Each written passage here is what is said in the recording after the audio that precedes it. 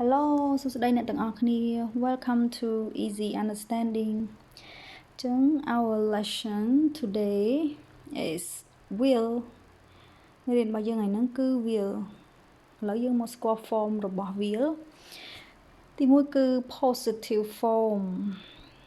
ដើម្បីបង្កើតប្រយោគបានគឺយើងត្រូវស្គាល់ពីទម្រង់ប្រយោគសិនចា positive form មាន subject plus will plus verb plus object កន្លែង verb ហ្នឹងខ្ញុំសូមបញ្ជាក់បន្តិចពេលដែលយើងប្រើជាមួយ will ចំពោះទោះបីជា subject ណាក៏ដោយកិរិយាសព្ទហ្នឹងគឺអត់ដូរទម្រង់ទេទោះបីជាប្រើជាមួយ he she it ក៏ដោយពេលដែលយើងដាក់ will ចូលមកគឺអត់ដូរទៅជាថែម s es អីទេចា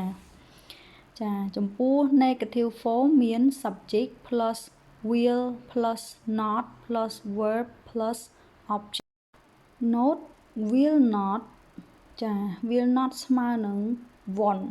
អញ្ចឹងទម្រង់កាត់របស់ will not គឺ won't question form will plus subject plus verb plus object ហើយ plus question mark ចានេះគឺជាទម្រង់របស់ will ពេលដែលយើងត្រូវការបង្កើតប្រយោគគឺយើងត្រូវយកទម្រង់ទាំងអស់ហ្នឹងមកដាក់តាមទីតាំងដើម្បីបង្កើតជាប្រយោគឥឡូវយើងចូលមកដល់ការប្រើប្រាស់របស់ will how to use will used to make prediction there is no evidence it is just our personal opinion អញ្ចឹងwill គឺយើងប្រើដើម្បីបង្កើតការទាយឬក៏ការប៉ាន់ស្មានទាយទុកឬក៏ប៉ាន់ស្មានដែលគ្មានដែលយើងមិនមានវត្ថុតាងបញ្ជាក់វាថានឹងកើតឡើងវាគ្រាន់តែជាគំនិតរបស់យើងផ្ទាល់ខ្លួនបានន័យថាអាហ្នឹងគ្រាន់តែជាការគិតរបស់យើងវាកើតឡើងឬមិនកើតឡើងយើងអត់ដឹងទេព្រោះយើងអត់មាន evidence example maybe he will come again prediction only អញ្ចឹងវាគ្រាន់តែជាការប៉ាន់ស្មានតែប៉ុណ្ណោះគាត់ប្រហែលជាមកម្ដងទៀតយើងអត់មានអីអះអាងទេថាគាត់មកឬក៏អត់អញ្ចឹងវាគ្រាន់តែជាការទូទាយរបស់យើងទេទី2 perhaps it will rain ចាទី2នេះក៏ជាការប៉ាន់ស្មានដែរវាអត់មានអីមកបញ្ជាក់ទេថាវានឹងភ្លៀងបើសិនជាមានអ្វីមកបញ្ជាក់គឺយើងអត់ប្រើ will ទេព្រោះ will ហ្នឹងគឺយើងប្រើដើម្បីប៉ាន់ស្មានអ្វីដែលយើងមិនច្បាស់លាស់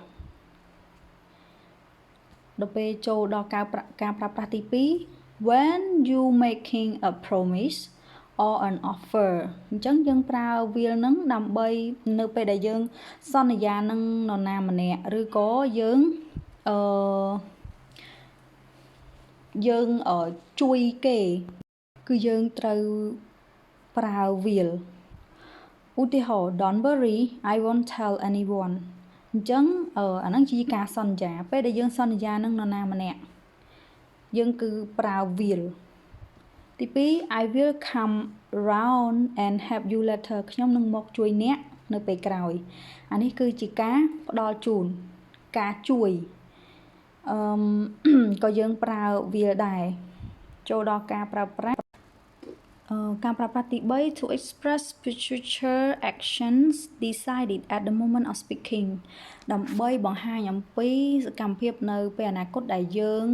បានសម្រេចចិត្តនៅពេលដែលយើងកំពុងនិយាយបានន័យថាយើងកំពុងនិយាយហើយហ្នឹងគឺយើងសម្រេចចិត្តភ្លាម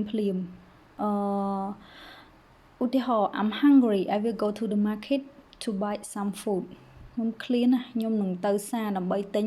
អាហារខ្លះអញ្ចឹងបានន័យថាយើងសម្រេចចិត្តភ្លាមយើងនិយាយភ្លាមគឺយើងសម្រេចចិត្តភ្លាមអាហ្នឹងគឺយើង use will យើងប្រើ will ទី2 Linda is sick I will go to visit her អញ្ចឹងLinda ឈឺខ្ញុំនឹងទៅលេងនាងអញ្ចឹងគឺជាការសម្រេចចិត្តគ្រាន់តែយើងបានឮភ្លាមគឺសម្រេចចិត្តថាទៅលេងនាងភ្លាមយើងអត់បាច់គិតអីច្រើនអាហ្នឹងគឺជាការសម្រេចចិត្តភ្លាមនៅពេលដែលយើងសម្រេចចិត្តភ្លាម នៅកំឡុងពេលដែលយើងនិយាយហ្នឹងគឺយើងត្រូវប្រើ will ទី4 will use for unplanned actions in the future will ត្រូវបានប្រើសម្រាប់សកម្មភាពដែលយើងមិនបានគ្រោងទុកនៅក្នុងពេលអនាគត I will fly to Spain I don't have a flight ticket ខ្ញុំនឹងហោះទៅ Spain កន្លែងហ្នឹងគេបញ្ជាក់ថាគាត់អត់មានសំបុត្រយន្តហោះទេអញ្ចឹងគាត់អត់បានគ្រោងទុកទេបើគាត់បានគ្រោងទុកគាត់ទិញសំបុត្រយន្តហោះហ្នឹងរួចរាល់ហើយបើអ្វីដែលគេបានគ្រោងទុកមុនអញ្ចឹងក៏គេអត់ប្រើ will ដែរអញ្ចឹងយើងត្រូវចាំថា will គឺ use for unplanned action in the future សកម្មភាពមួយដែលយើងមិនបានគ្រោងទុកទី2 she will be a doctor នាងនឹងក្លាយជាគ្រូពេទ្យ She is not a university student but she want to be a doctor ចាកន្លែងហ្នឹងគាត់មិនមែនជាសិស្ស university ទេគាត់មិនទាន់ឡើងសាកលវិទ្យាល័យនៅឡើយទេប៉ុន្តែគាត់ចង់ក្លាយទៅជាវេជ្ជបណ្ឌិតអាហ្នឹងវាគ្រាន់តែជា unplanned នៅក្នុងថ្ងៃអនាគតរបស់គាត់ទេអញ្ចឹងយើងត្រូវចាំថាអ្វីដែលយើងមិនបានគ្រោងទុកមុនសម្រាប់ពេលអនាគតគឺយើងប្រើ will អញ្ចឹងមេរៀនរបស់យើងចប់ហើយអរគុណអ្នកទាំងអស់គ្នាដែលបានមើលមេរៀនជាមួយខ្ញុំជម្រាបលាបាយបាយ